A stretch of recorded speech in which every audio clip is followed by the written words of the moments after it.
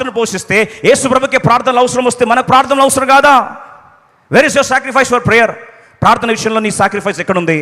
ఎందుకు చెప్తున్నా ఈ మాట అంటే, ఒకరోజు ఒక సంఘటన నన్ను ప్రేరేపించిన సంఘటన మీకు జ్ఞాపకం చేస్తాను. నిజంగా ప్రపంచాన్ని ఉర్రూతలూగించిన, ప్రపంచాన్ని కదిలించిన దైవజనులు చాలామంది ఉన్నారు. అందులో ఒక దైవజనుడు చార్లెస్ స్పర్జన్ గారు. అయితే చార్లెస్ స్పర్జన్ గారు విక్టోరియన్ ఎరాలో, అంటే ఇంగ్లాండ్ దేశంలో, లండన్ ప్రాంతంలో విక్టోరియా రాణి ఆమె సుపరిపాలన ప్రపంచాన్ని గడగడలాడించింది. రవి అస్తమించిన బ్రిటిష్ సామ్రాజ్యం అని పేరు పొంది ప్రపంచ దిగ్గజముగా ఆ విక్టోరియా రాణి అద్భుతమైన డెవలప్మెంట్ కానీ, రాడికల్ చేంజెస్ కానీ ప్రపంచ ఎకానమీని మార్చేసింది. అలాంటి విక్టోరియా రాణి సుపరిపాలన సందర్భంలో అప్పుడు విక్టోరియా రాణి కూడా ఒక మందిరానికి వెళ్ళేది. ఆమె ఒక రోజు అడిగారు, అయ్యా అమ్మ, ఇంత అద్భుతంగా మీరు ఎలా రాజ్య పరిపాలన చేస్తున్నారంటే ఆమెనింది, నా రాజ్య పరిపాలన మంత్రం ఏదంటే, రహస్యం ఏదంటే దేవుని వాక్యం. మీకు ఎవరు బోధిస్తారు దేవుని వాక్యం? ప్రతి ఉదయం మెట్రోపాలిటన్ ఆ యొక్క చర్చ్ ప్రాంతంలో నేను వెళ్ళి ఆ దేవుని వాక్యం వింటాను. ఎవరమ్మా మీకు బోధించే దైవజనుడు? ఆయన పేరు చార్లెస్ స్పర్జన్ అన్నారు. ఒకరోజు ఆయనని ఇంటర్వ్యూ చేయడానికి కొరకు పరిచయం అయిపోయిన వెంటనే వేలాది మంది, is the largest church on those times, అలనాడు కొన్ని వేల మంది సంఘముగా ఆరాధించే ప్రాంతం అది. ఆ ప్రాంతానికి వచ్చినప్పుడు ఒకరు వచ్చి, సార్ చిన్న ఇంటర్వ్యూ చేస్తాను. సరే ఇంటర్వ్యూకి వచ్చాడు. ఆ ఇంటర్వ్యూ చేస్తున్న అడిగారు, సార్ మీ పవర్ హౌస్ చూపిస్తారా, మీ సీక్రెట్ చూపిస్తారా? ఇంత అద్భుతమైన ప్రపంచం లాంటి పరిచర్య, వేల మంది వచ్చి కూర్చొని వాక్యం ద్వారా పోషించబడమే కాదు, వారి జీవితాలు మారిపోవడమే కాదు, ప్రపంచాన్ని ఇంపాక్ట్ చేస్తున్నారయ్యా, ప్రపంచాన్ని ఇంపాక్ట్ చేస్తున్నారు. గొప్ప గొప్ప సైంటిస్టులు, రాజకీయవేత్తలు, బ్యూరోక్రాట్లు ప్రపంచాన్ని ఊగించేసే అంత అద్భుతమైన ఆశీర్వాదాన్ని పొందుకుంటున్నవారు ఎలా వచ్చిందయ్యా? How is it possible? చెప్తారా? Can you please show your secret, can you show your power house అని అడిగితే, చూపిస్తాను రండి అంటే తీసుకెళ్తున్నాడు. వీళ్ళు అనుకున్నారు ఆయన ప్రిపేర్ మెడిటేషన్ చేసే గదికి తీసుకెళ్తారేమో అని అనుకుంటా ఉంటే, రండి అని చెప్పి తీసుకెళ్ళి బేస్మెంట్లోకి తీసుకెళ్ళాడు. ఆ మాట విన్నప్పుడు నాకు గౌరవపాటు కలిగింది.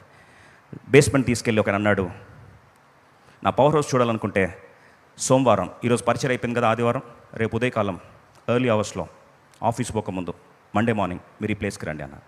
ఇంటర్వ్యూ చేస్తున్న వాళ్ళు మండే మార్నింగ్ ఆఫీస్ పోకముందు ఎర్లీ అవర్స్లో మండే మార్నింగ్ బేస్మెంట్ ప్లేస్కి వెళ్తే చూస్తున్న వారు, ఇంటర్వ్యూ చేస్తున్న చేతులు కాలు వణికిపోయినాయి. ఎందుకు తెలుసా అండి? 3,000 మంది మోకాళ్ళ మీద ప్రార్థన చేస్తూ ఉన్నారంట. 3,000 మంది మోకాళ్ళ మీద ప్రార్థన. ఏమని తెలుసా? ప్రభా ఆత్మగ్నిని కురిపించు ప్రభా, వచ్చే వారం మాతో మాట్లాడు ప్రభా, నీ దైవజని అభిషేకించు ప్రభా, నీ దైవజని వాక్యమైన అగ్ని చేత నింపు ప్రభా, దర్శనములు చూపించు ప్రభా, రెవల్యూషన్ నువ్వు ఈ ప్రభా, ప్రత్యక్షత నువ్వు ఈ ప్రభా, సమృద్ధి అయిన వాక్యము సమృద్ధిగా జీవజల నదుల్లాగా ప్రవహింపచేయ ప్రభా. వాక్యం బాగుంటేనే మేము బాగుంటామయ్యా, మేము బాగుండాలంటే వాక్యం బాగుండాలి, వాక్యం బాగుంటే మా దైవజనుడు దేవుని నుంచి పొందుకోవాలయ్యా అని ఏడ్చి ప్రార్థన చేస్తూ ఉంటే, వారు ఏడుస్తూ ఉంటే కన్నీళ్ళు ప్రాంతం అంతా ఫ్లోర్లో తడిచిపోయేదంట.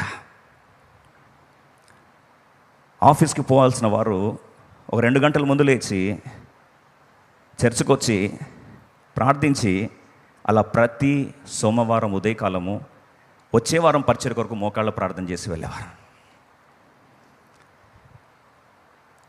సార్ అదేనా సెకండ్ సీక్రెట్ చెప్తారా అన్నట. తప్పకుండా చెప్తాను, ఫ్రైడే రోజు రండి అన్నట.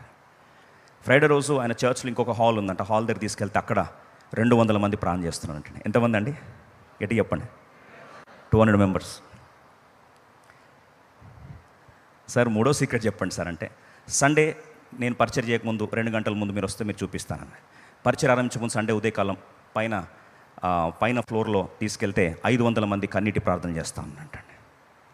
లాస్ట్ వెళ్ళారు, సార్ ఇంకేం సీక్రెట్ ఉందంటే అన్నాడు. ఏ సీక్రెట్ లేదు, ఒకటే secret, prayer is the only secret.